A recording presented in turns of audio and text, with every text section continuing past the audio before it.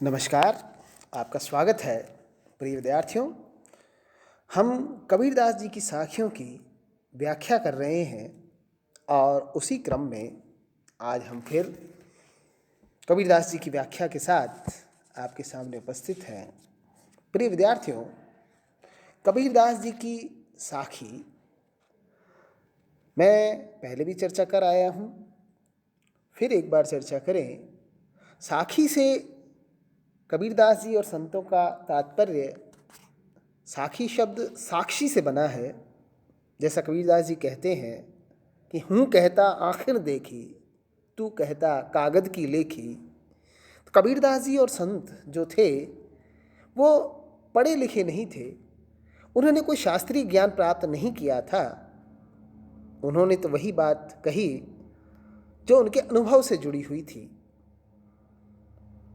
भ्रमण से, सत्संग से जो उन्होंने अनुभव प्राप्त किया उसे ही सीधी सादी भाषा में कह दिया। तो साखी साक्षी से बना। जैसा मैंने कहा, हूँ कहता आखिर देखी, कबीरदास जी कहते हैं मैं वो बात कहता हूँ जो मेरे आंखों के सामने घटी है। और बड़े सरल रूप में उन्होंने 2 पंक्तियों में अपनी बात कह दी। प्रिय विद्यार्थियों, संत जो थे वो सामाजिक बुराइयों के प्रति और उनके विरोध के लिए बड़े प्रसिद्ध थे, लेकिन उनका जो उद्देश्य था वह था उस परम तत्व को प्राप्त करना। और कबीरदास और अन्य जो संत रहे, उनके यहाँ आत्मा और परमात्मा के विरह की बात को बड़ी ही मार्मिकता के साथ प्रस्तुत किया गया। आज हम जिन साखियों की चर्चा करेंगे वो भी विरह से ही संबंधित है। और जैसा कि मैं पिछली बार से प्रारंभ किया था विरह को अंग से, उसी से क्रम में हम आगे विरह के अंग की साखियों की व्याख्या यहाँ पर करेंगे। सबसे पहले जो साखी आपके सामने है, कबीरदास जी कहते हैं, जिहि सरी मारी काली, सो सर मेरे मन बस्या, तिहि सरी अजहु मारी, सर बिन सच पाऊँ नहीं। सर से तात्पर्य बाण, सरी, बाण।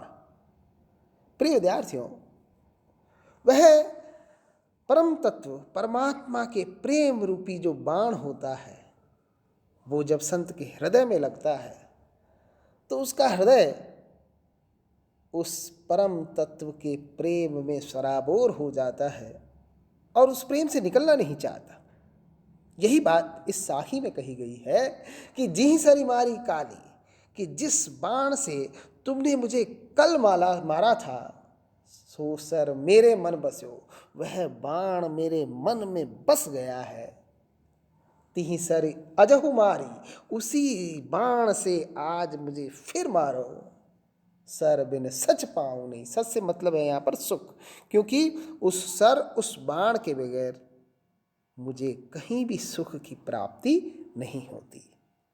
विद्यार्थियों, भावार्थ ये है कि वह अध्यात्म का प्रेम का बाण जो परमात्मा ने मेरे हृदय में छोड़ा है, उसी बाण का घाव मैं पुनः सहना चाहता हूँ, क्योंकि वह बाण ऐसा है जिससे पीड़ा नहीं, वेदना नहीं, बल्कि सुख की प्राप्ति होती है। तो कबीरदास कहते हैं कि वही बाण मैं चाहता हूँ कि मेरे हृदय को फिर भेद जाए, क्योंकि उसके बगैर मुझे सुख की प्राप्ति नहीं होती।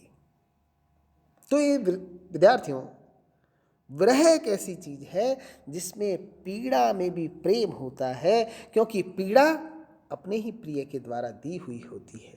इस संसार में जो आत्मा है वो परमात्मा से प्राप्त पीड़ा प्राप्त करके भी आनंदित हो उठती है।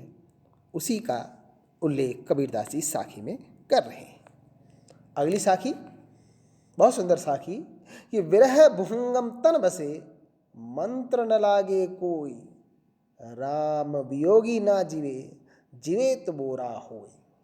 बहुत सुंदर साखी कबीरदास जी कह रहे हैं। भुअंगम से मतलब है यहाँ पर सर्प, सांप, और बोरा से मतलब पगला जाना, पागल हो जाना। वियोगी तो समझते हैं, वियोग। तो कहते हैं विरह भुअंगम तन बसे, कबीरदास जी कहते हैं, विरह रूपी जो सांप है वह मेरे तन के अंदर बसा हुआ है, मंत्र न लागे कोई, और उसे बाहर निकालने के लिए सैकड़ों मंत्र जाप किए जाते हैं, औषधि दी जाती है, लेकिन वह बाहर नहीं निकलता। राम वियोगी ना जीवे। आगे वो कहते हैं कि जिसका बिछोह, जिसका वियोग परम तत्व राम से है, वो कभी जीवित नहीं रह सकता। और जीवे तो बोरा होई, अगर वो जिंदा है तो वो बोरा जाता है, पागल हो जाता है। प्रिय विद्यार्थियों, यहाँ इसका भावार्थ कि विरह बहुंगम, विरह एक ऐसी अवस्था होती है जिसमें निरंतर पीड़ा ही पीड़ा होती है। हमारे साहित्य में विरह का वर्णन किया गया है, वो लौकिक विरह होता है या आध्यात्मिक विरह है, उस परमात्मा से का जो विरह है। कबीरदास जी बड़े बेचैन रहते हैं क्योंकि उन्हें उस परमात्मा को पाना है, और बेचैनी का कारण विरह, और उस विरह को उन्होंने भुवंगम कहा है। शरीर के अंदर अगर सांप हो तो व्यक्ति चैन से कैसे रह सकता है? तो यहाँ भुवंगम सर्प रूपी विरह, परमात्मा से दूरी का, परमात्मा से बिछोह का जो सर्प है वह शरीर में बसा हुआ है और बड़ी बेचैनी होती है। मंत्र न लागे कोई, बड़े जादू टोने और भूपों के यहाँ मंत्र से उसको बाहर निकाला जाता है। वही वाली बात करते हैं कि मंत्र न लागे कोई, लेकिन संसार में ऐसा कोई मंत्र नहीं है जिससे उस विरह रूपी भुवंगम को, सर्प को शरीर से बाहर निकाला जा सके। ये तो जिसके शरीर में एक बार प्रवेश कर गया, वह तो जब परमात्मा से मिलन होगा, ये शरीर का अंत होगा, तभी वह बाहर निकलेगा। तो मंत्र न लागे कोई, राम वियोगी ना जीवे। राम से बिछो लेने वाला जी नहीं सकता, अगर जिए तो बोरा हो, वह पगला जाता है। अध्यात्म और साधना के मार्ग पर चलने वाला प्रत्येक संत एक आम आदमी को पागल ही लगता है, फकीरा लगता है, और वही स्थिति कबीरदास जी की हो रही है। बड़ा सुंदर साखी होगी। एक साखी और हम यहाँ पर देखें। कबीरदास जी कहते हैं कि सब रंग तंत रबाब तन, बिरह बजावे निज, और न कोई सुनी सके के साई के चित्त। बड़ा रूपक, सुंदर रूपक बांध रहे हैं कि सब रंग तंत रबाब तन, रबाब होता है एक सारंगी, और तंत मतलब तंतु, जो सारंगी होती है उसमें तार होते हैं, और जब उन तारों को छेड़ा जाता है तो सुंदर मधुर संगीत निकलता है। कबीरदास जी कह रहे हैं कि हमारे शरीर में जो नाड़ियां हैं, सैकड़ों जो नाड़ियां हैं, वो क्या है? उस तंतु हैं, वो तार हैं, और रबाब तन, और ये पूरा का पूरा शरीर रबाब है, सारंगी है। बड़ा सुंदर रूप बांध रहे हैं कि शरीर क्या है? सारंगी है, और शरीर के अंदर चलने वाली जो नाड़ियां हैं वो इस सारंगी के तंतु हैं। तो सब रग तंत रबाब तन, बिरह बजावे निज, और इनमें से नित्य किसकी ध्वनि निकलती है? कौन सा संगीत निकलता है?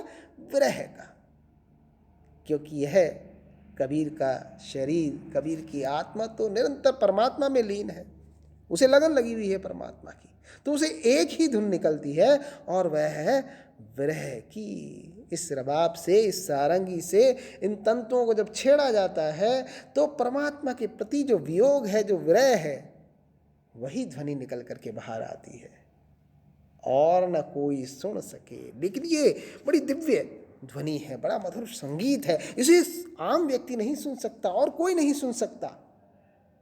या तो जिसके अंदर ये विरह की धुन चल रही है वह सुन सकता है के साईं के चित्त, अथवा उसका जो साईं है, उसका जो परमात्मा है, उसका निर्गुण निराकार पर ब्रह्म है, जिसके प्रति वह आत्मा लगन लगाए हुए है, वह शरीर तन मन धन से जिसके प्रति समर्पित है, उसी के हृदय में, उस साईं के हृदय में उस ध्वनि, वह ध्वनि पहुंच जाती है, और इस ध्वनि को कोई नहीं सुन सकता। इस तरह से जो वियोग है, जो विरह है, वह व्यक्तिगत होता है, परमात्मा के प्रति जो प्रेम होता है वह निहायत ही व्यक्तिगत चीज़ होती है और इसे वही साधक सुन सकता है और या उसका परमात्मा ही उसको सुन सकता है। बहुत ही सुंदर साखी। इस तरह से कबीरदास जी की साखियों में बड़ी भावुकता है, बड़ा आनंद है। हम आगे भी इनकी साखियों को पढ़ेंगे, उनकी व्याख्या करेंगे। आज के लिए इतना ही। धन्यवाद।